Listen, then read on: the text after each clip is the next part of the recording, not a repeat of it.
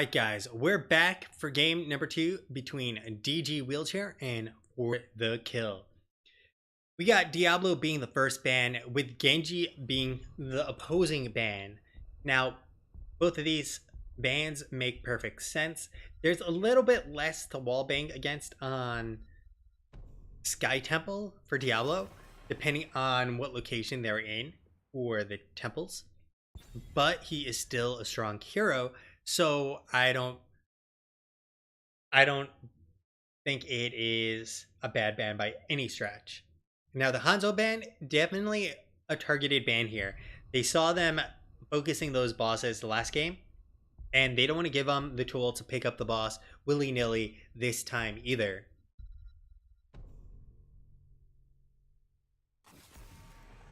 And the perfect Abathur ban.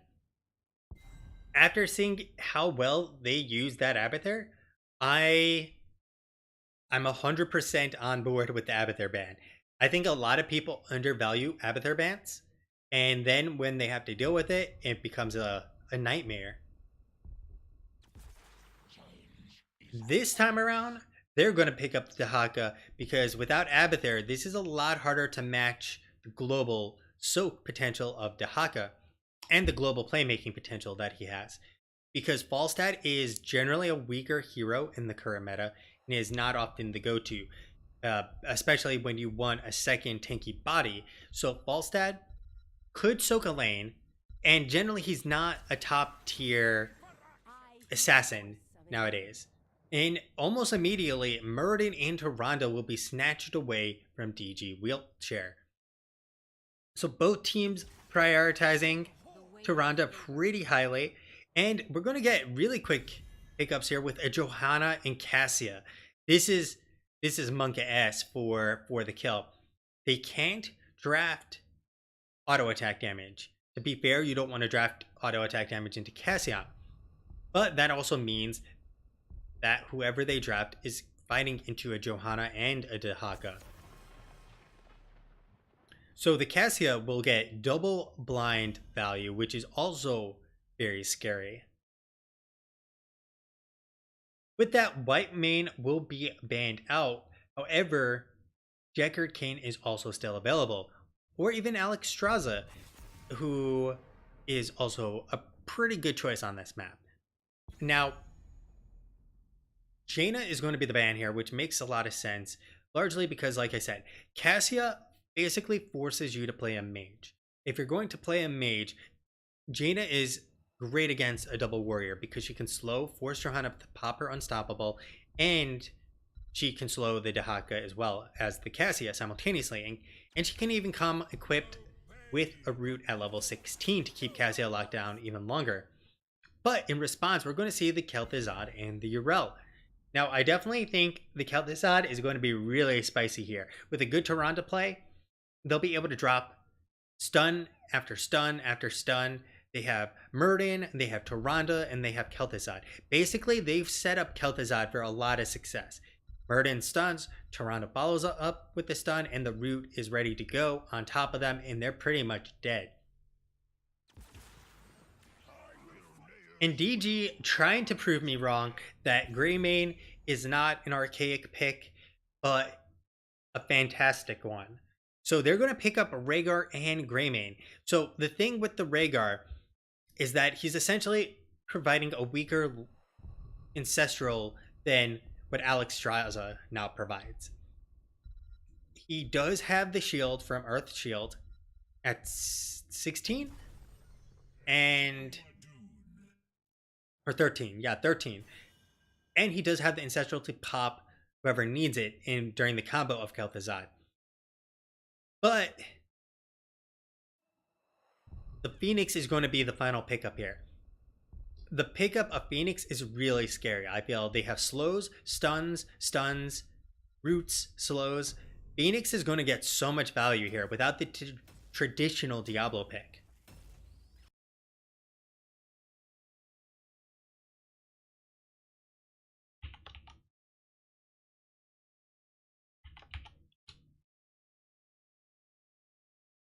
Well, we just lost someone there, and we're going to have to we're gonna have to wait to actually jump into the game because one member dropped.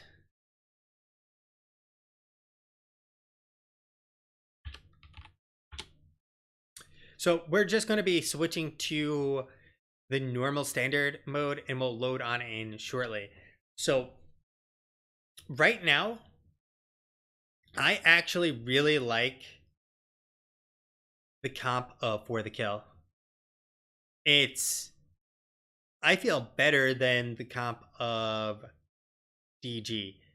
Not that DG's comp is bad, but I feel with the Phoenix pick, with all the slows and the Kel'Thuzad in all that CC, it's going to be very scary for them to deal with it. Now, Rhaegar does have a cleanse, but it still seems scary to deal with. I almost feel like it'd be nice to see an Uther here, because if For the Kill was going for the kill with all the damage focused onto one target, what does a D shield do? Completely negate all that damage. All of a sudden, you have a gray main with a divine shield chewing through the booty of Kel'Thuzad, and is going to have to, defrost it a little bit, but he's got himself a nice meal. And the other side of it is he has the big heals, although they're a long cooldown, and it provides armor. So it's inherently a great counter against burst and the focus CC damage. I mean, that was one of the reasons he was popular back in the day, was he countered burst damage very well. Now, that's not quite the case here, and we'll see if Rhaegar will be able to do it. So we're just seeing if we're actually going to get the second match, because one of their members did drop entirely. It looks like Will was the member who dropped from loading, so maybe he had a power outage, maybe his computer just suddenly died, but we're going to have to wait in the meantime.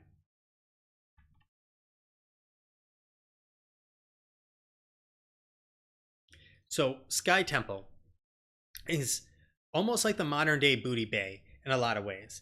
If you start getting yourself a lead, you do not need to fight. You basically go sit on a temple and leave. You continue to get the structure damage, leave as soon as a fight is about to break out, and go and push a lane instead. And you can trade like that, and you'll remain up at the same time. Now, camps. Camps are very important. I see most teams improperly time their camps and choosing to leave their camps to do their own thing.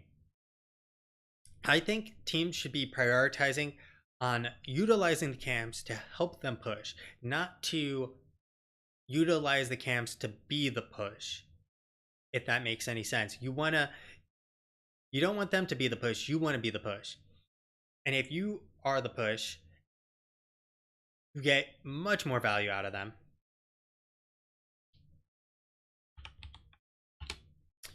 So we should have the player in here very shortly. His power went off and his PC just restarted. So they'll be back in shortly. Now, what a lot of teams will do is pick up the night camps. And those night camps will then be duking it out, keeping it even without gaining an advantage, because it'll be pretty much even lane situation. And the only team that gets an advantage out of that is the team that either tries to clear or the team that pushes alongside of the knights. And you can get a lot of value out of that. A lot of teams also will not pick up the night camps until the objective starts, which also creates another awkward scenario where the knights are pushing for you and not with you. Because teams are not exploiting the fact that you get spell armor, which helps you survive and helps you get more value during your push. And the thing is, if you push with those night camps, they absorb a lot of shots, and you can build up a lot of creep waves behind them, which means you get a giant push happening simultaneously. Same thing for the Sage Giants. What you wind up seeing for most teams they pick up their siege giants, they walk away, and really it's either whoever stays to clear the siege giants wins, or both teams just clear their siege giants and get nothing out of it. If teams devoted more resources to push alongside of those camps, they'd probably be much more successful with said camps.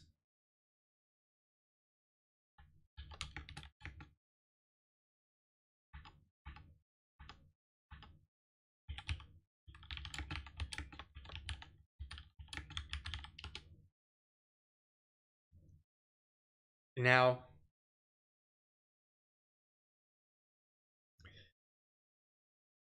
there's also, you want to be the push and not use them as the push, but there's also the times when you want them to be the push instead, which is where you're trying to force your opponent to go and deal with them and do something else simultaneously, because then they get a lot of value.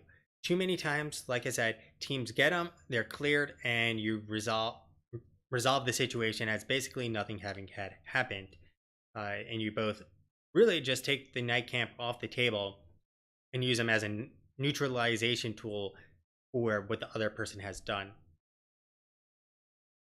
Additionally, if you let it push up to your walls a little bit more, the night camp, for instance, will be cleared by your towers, allowing you to gain an edge. So taking your camp second will get you a little bit of an advantage, usually, in comparison to taking them first. And the other thing you want to try to do is time it with your actual normal mercs, or sorry, your normal creep wave.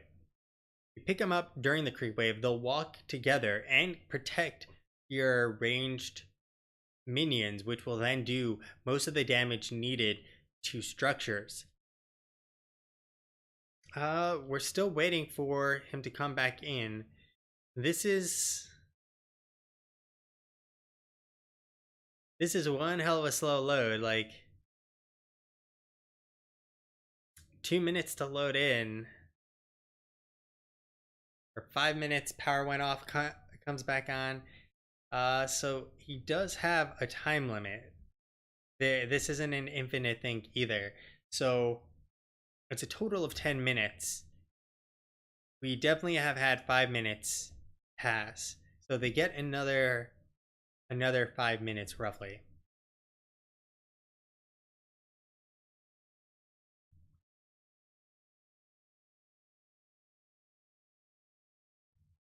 The thing to keep in mind too on Sky Temple is the objective scales later on. So losing the early game isn't terrible, but it's not helpful, obviously. What's truly helpful though is getting as much damage onto structures prior to using the objective. That's probably the most important thing, because each shot then is going to go to another structure at a certain point. If it takes 10 shots to kill a tower and you do 50% of its health, now it's 5 shots. And that means you have another 5 shots that will go somewhere else, getting you additional value and additional pushing value. So that's what a lot of teams don't prioritize. Is very similar to Blackheart's Bay. Getting that damage onto structures prior to you utilizing the objective, because it makes it that much more valuable. And we still do not have him back in here. So, been quite a while to be loading up here.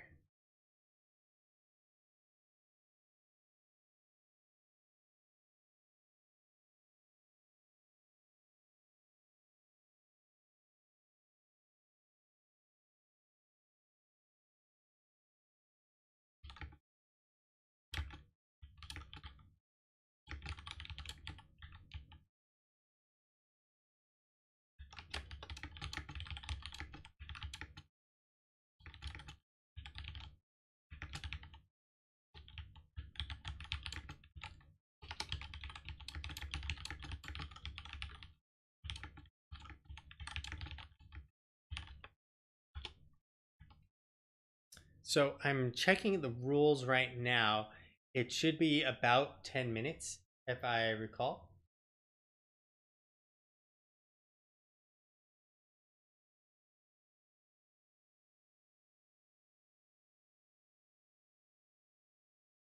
And let's.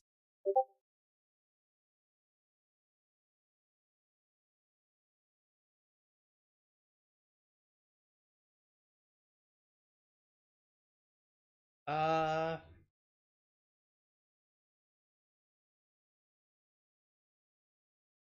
Player disconnects during the draft after the first ban has been locked in. The team has 10 minutes. All right.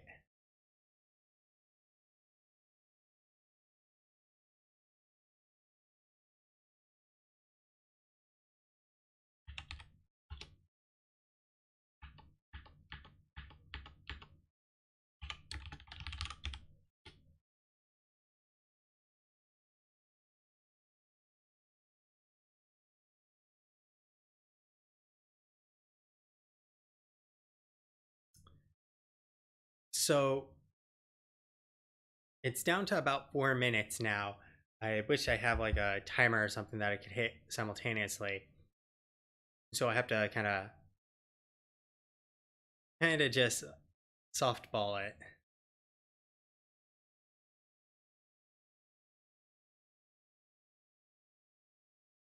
So apparently we also have a very slow loading computer.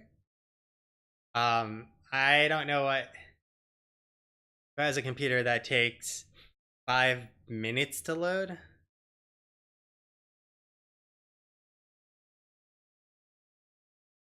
It's So I think this game is going to have to be forfeited unless DG is willing to wait longer. That'll be up to them, I believe. I'm just double checking the rules here.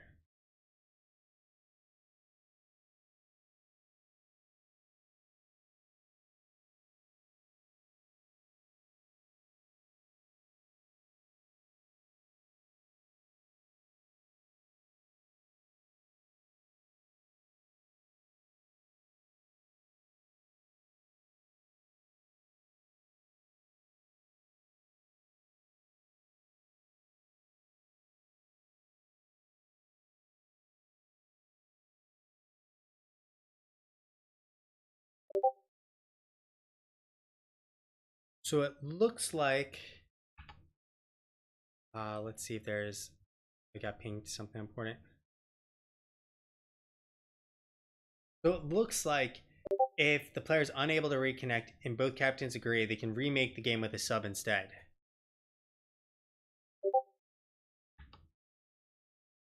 And a lot of pings here. Thought I had streamer mode on. Let's see.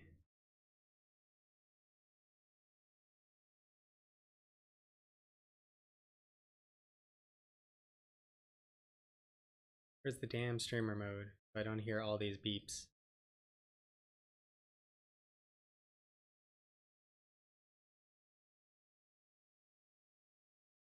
There we go. Oh, well, Will has made it to the lobby.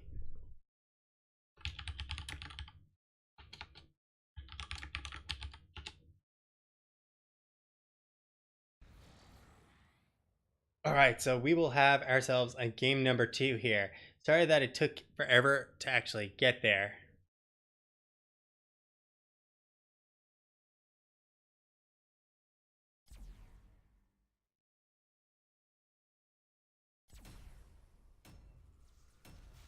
All right, everyone should be ready to go. So, yes, once again, I like For the Kills comp a little bit more, but I think the comp from DG is actually very good as well. The auto attacks from Murden, Urel, and Tyrande are all going to do very little, along with Phoenix. But if they can CC chain someone like a Cassia, is going to be lights out for DG, and they're going to be sent to the hospital missing a few legs. So the thing that'll really come down to is how well Rowan Dellen plays that Rhaegar. how on point are the cleanses? How good are the ancestrals?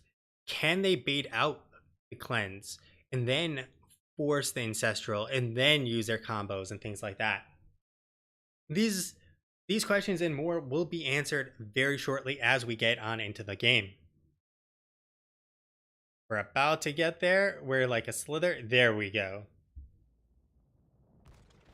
I would prepare for your ceaseless battle, if you wish to. All right, we got Rowan on the Rhaegar. We got Archaic on the Cassia this time. The Sigia on the Dahaka. Digi this time on the Greymane. And finally, DTM Goat will be on the Johanna. That is going to be a DG wheelchair. On the other side, we got Will on the Urel. Alexis 007 on the Phoenix. Red 11 on the Muradin. Josel Unicorn on the Tyrande. Lord Hoseant on the Kel'Thuzad. And that is going to be for the kill. So, kicking things off, taking a look at some of the talents here. We're going to have Laws of Hope. We're getting a cocktail build out of this. Interesting. Tissue Regen, Thunderstroke, and Wolf Run. Other side, we got the Celestial Attunement, Arsenal Synergy, the Plague Lands,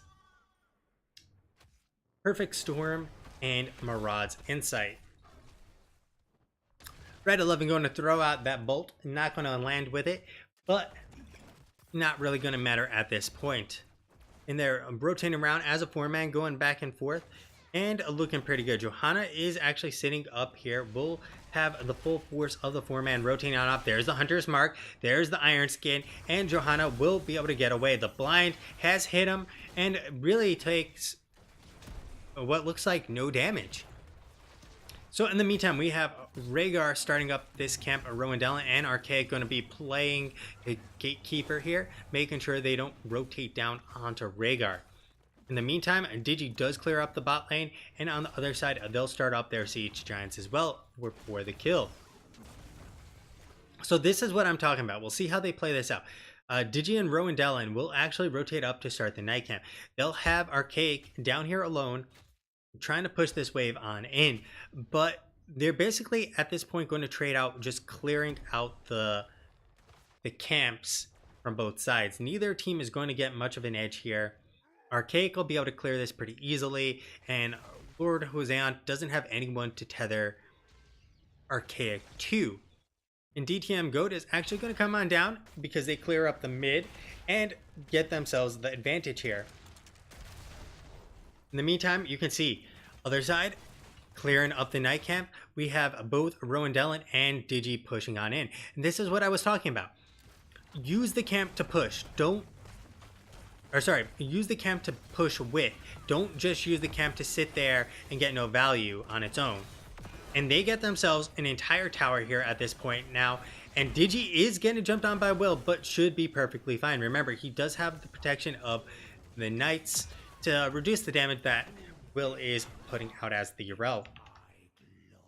So we're going to get the Eyes in the Dark, Conviction, One Who Collects, Ring of the Leech, and Healing Totem. On the other side, we're going to get True Shot Aura, Target Acquired, of Phylactery, Thunderbird, and Aegis of Light. At this point though, they've cleared up the night camp. They don't get as much value on the side of for the kill, but it is still early game. Bot lane is still having Archaic 1v1 against Lord Hoseant. This is not who you want to sit in your bot lane. You want Will to rotate down here, and you want Lord Hoseant to come on up.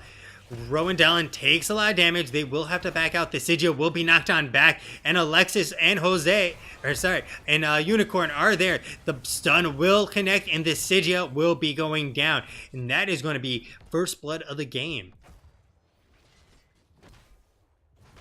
So that was the CC that I was so scared for DG about. Lord has rotated on up, and at this point they're trying to get as much value on the side of DG, with Archaic just pushing on in. Overall, they're actually winning this trade. They have Greymane still on top. In the mid lane, they have Johanna just bullying and Rowan Dallin just sitting there as well. But in the bot lane, well, Archaic takes down the entire front wall. Goat will have to back on up, has taken a lot of damage. Rowan has gone on in deep looking for the booty of Phoenix, but the port will be good enough to get him on out, and we'll have to dive, dip, dodge against Red 11. And in the meantime, in the top lane, we're having deaths all over the place here for DG. We got Digi going down, we have Rowan Dallin going down, chasing after Alexis. DG getting really sloppy right now. And so the light fades from my temple. Red 11 coming around. Alexis can port on it. And there they go. Archaic does have the blind. Stun connects. There's the Rue. And say goodbye to Archaic. He's been sent on back to the Stone Age. And this is very old school feeling. There's comp. Tyrande, Muradin. You now have Kel'Thuzad in this rotation. This used to be the stun train that people were scared about. And they're reliving those glory days on the side of For the Kill.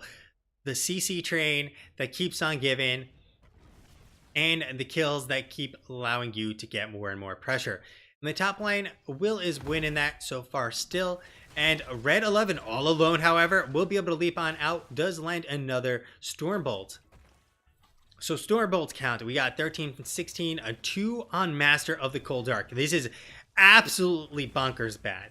This is perhaps one of the worst things you can be seeing if you're on the side of For the Kill. This is essentially meaning you are not going to complete this anytime this year. We have the Thunderstroke 16 out of 40, 4 out of 10. And yeah, this is going to really hurt. They trade out for a fort, which is once again going to help them out. They're trying to cut him off. Go coming on in. Oh, Lord has nowhere to go. Tens have been picked up on the other side, but Lord is going to be going down here as he will get the root, but it's not going to matter. Johanna has that iron skin, and Archaic very far forward will not be able to get out right now. We do have the Ancestral ready to go. Greymane has not opted for anything at this moment. There is the go for the throat. Yrel is up top all alone. Will continue to soak for the team for free, but because this is a 5v3, they need to be very careful. The grab from the Sigil will not land, and the Blessed Shield has not been used either. I feel like they could have actually fully committed to going for the kill here against someone like Alexis or even Red 13. Between Will rotating down in a very dangerous way, does have the Ardent Defender. There's the blind. The Ardent Defender's not even going to pop because the Blessed Shield connects, and Go for the Throat is still available. DG coming on in hot, going for the booty of Muradin, and Lord Hoseant will be going down once again, and it is a 2-for-0 trade in favor of DG. Alexis looking for the kill, but the Ancestral connects. DTM will get that blind, and they will have to back on out of there. This is hella spicy play. They're now looking for the boss. They have Digi on here helping them, Rowan Dallin, and the problem is they're trying to do a little too much. They're making the greedy play. They have Johanna in the bot lane. They have 3 here, and then it becomes a 3v3. Not exactly what you want to see. Oh, whoa, this is super greedy. DTM has nowhere to go except to a grave, and For the Kill picking up the remainder of these shots alongside of a Johanna. So DG has some very good teamfight mechanics, but clearly they're getting way too greedy here.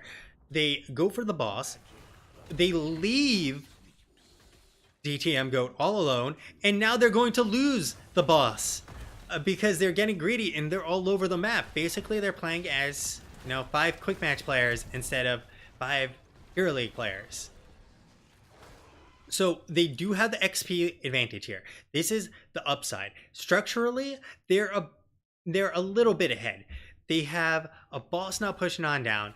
They have their fort still standing top, but they lost the fort mid. Overall, it's still a very even game. DG just needs to stop trying to do everything and just do some things. Or even just do one thing.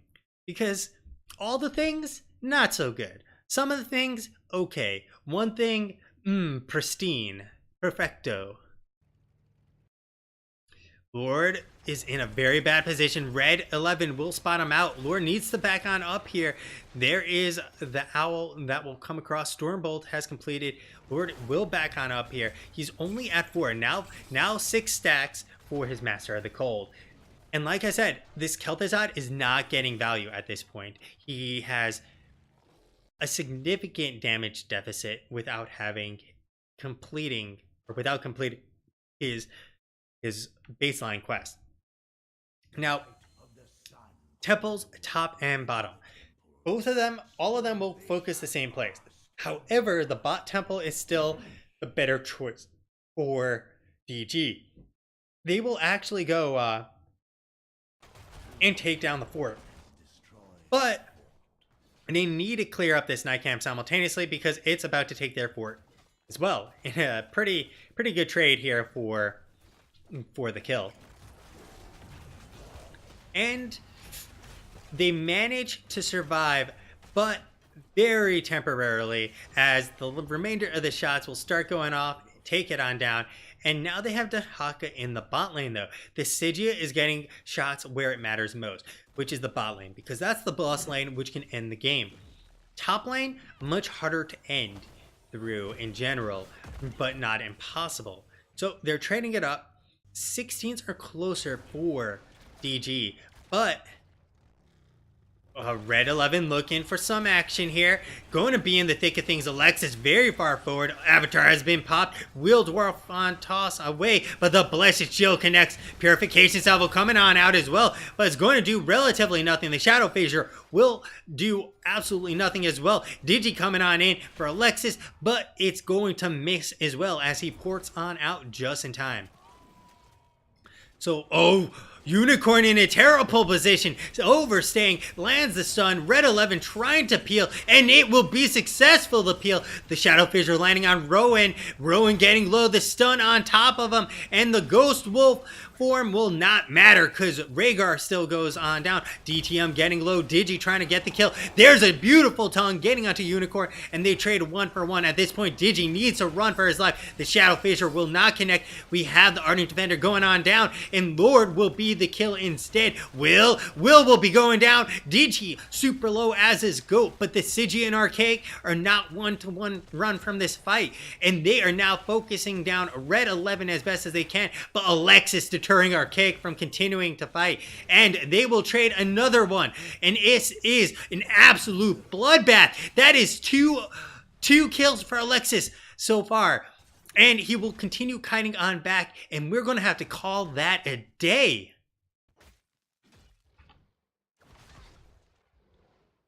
I mean, this was absolutely crazy. They lose Rhaegar insanely early, but then they get the counter kill simultaneously to kill the Kel'Thuzad. Then they kill the Yrel.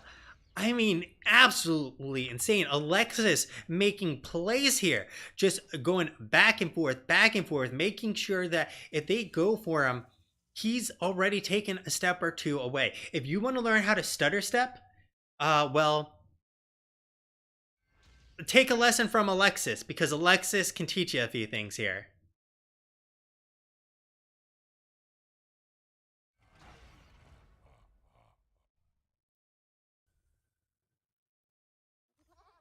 Now, 16 versus 16. Let's take a look at the talents to even things out between both teams. We have the Alpha Killer here, which will help them against the Muradin. Ooh, nice avoid there by the Sigia. We will have the Elongated Tongue, the Pierce as well. The Hunger of the Wolf is going to be the choice here. They're trying to rotate on down. They do have the Vision. We have the Darnashian Archery, Photonic Weaponry, the Power of the Ice Crown, Fourth Launch, and finally Templar's Verdict. And there's the fight breaking on out. Will coming on in. The Root is not going to really do anything. Shadow Fissure, and on the backside, Will is going to be going down. Digi trying to peel on back, does get the Worgen form, and Archaic bringing back Kel'Thuzad. Purification salvo coming on out, however. Archaic is getting melted here, using the Fen to try and escape, but will not be able to. An Ancestral never used by Rowan, too afraid to walk forward, and we now have ourselves a 4v4. Digi does get the Ancestral. They're looking for it. There is no chain to be had on anyone on DG, and they will walk away having to lick their wounds on both sides. One temple down, second temple to go, and so much action already. None of the keeps are getting low. Alexis coming on in the backside. This might be an overly ballsy play. The blind, but the plasma cutter doing so much value there.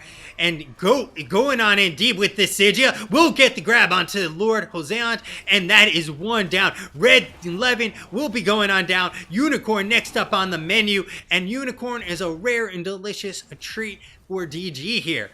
And Digi continuing to press on forward. Will has no tools except for that Ardent Defender, and Digi still chasing. Rowan going to be locked in and surviving for now. Digi dissuading Alexis from continuing on forward, but mid-air, Digi showing that this dog knows some tricks and can snatch Yrel out of the air.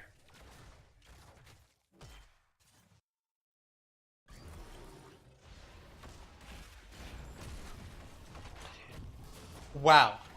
DG take a tremendous fight here. They take it all. Instead of having that clown fiesta where everyone is dying, they get themselves an insane amount of kills, and then they get themselves close to hitting 20. Oh, Thesigia will be able to avoid the Glacier Spike, but he's getting slowed out of his mind. The silence is not going to be good enough. The Shadow Fissure does connect. Purification Salvo coming on out. Digi going to be eating the damage. And the cleanse is beautiful from Rowan, keeping Digi alive. But the slow, Digi going back on in, looking for a Unicorn, and will not be able to actually get Unicorn. Trading on out here, not successful, and Rowan trying to get on out, gets the Earth Shield, and will be walking away. But Archaic, bring home the bacon, baby, because Archaic is going to get that kill on the backside.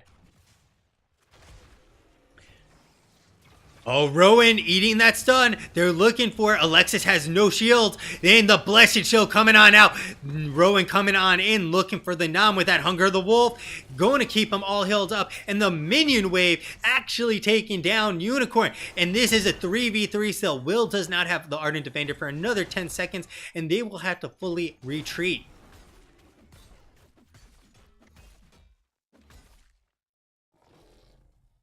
I don't think I've seen a game this crazy ever.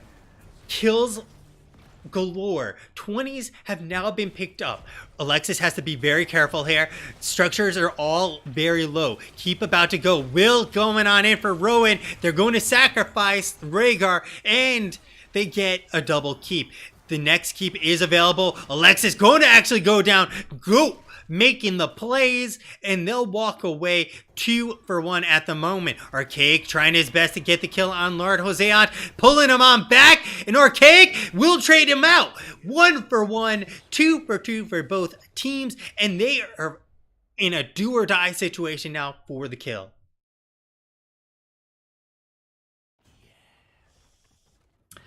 Isigia getting the camp's bottom. We have Digi getting the camp's bottom. They have mid shots that are happening. Goat can sit on here quite a while, does have the Blessed Shield as well, and they can start pressuring every single lane. This is Monk-ass. They can get the boss even if they so chose. Will be tongued here, pulled on back. Digi looking for the kill here. They do have Ardent Defender, however, and Unicorn. Ooh, the Eon in. Digi going for a ride there, but the silence, the contagion is going to be enough to seal the deal on Unicorn, and what a misplay there. They rotate in a bad way. Any hope of staying up here being lost. Will going to be going down as well, and I think this is GG. DG going to walk away with the GG. This is now an attempt to save it. Digi going to be obliterated though. This is everything they have. Core is falling fast. They have siege camps, and it's not going to be enough.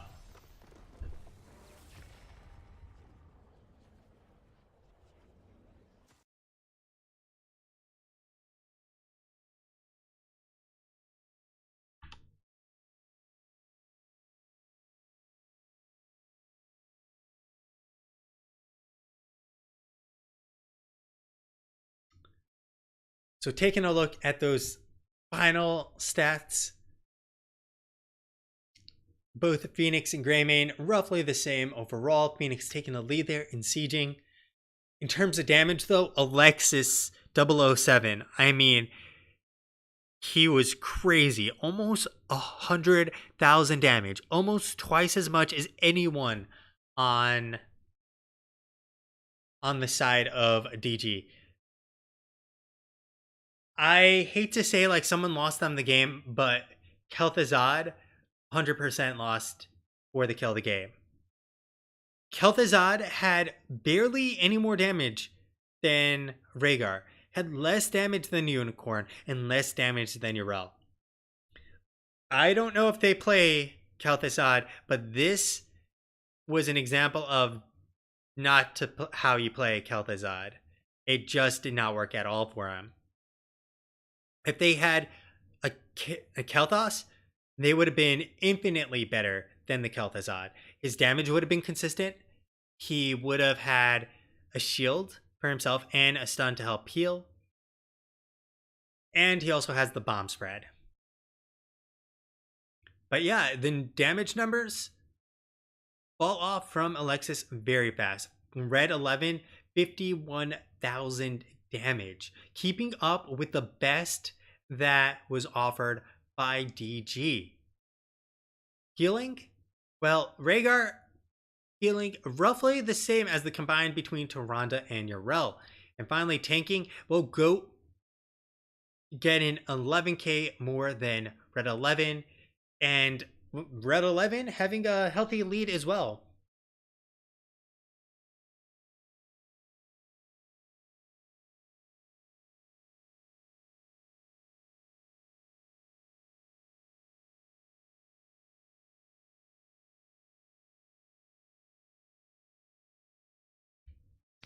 Now, in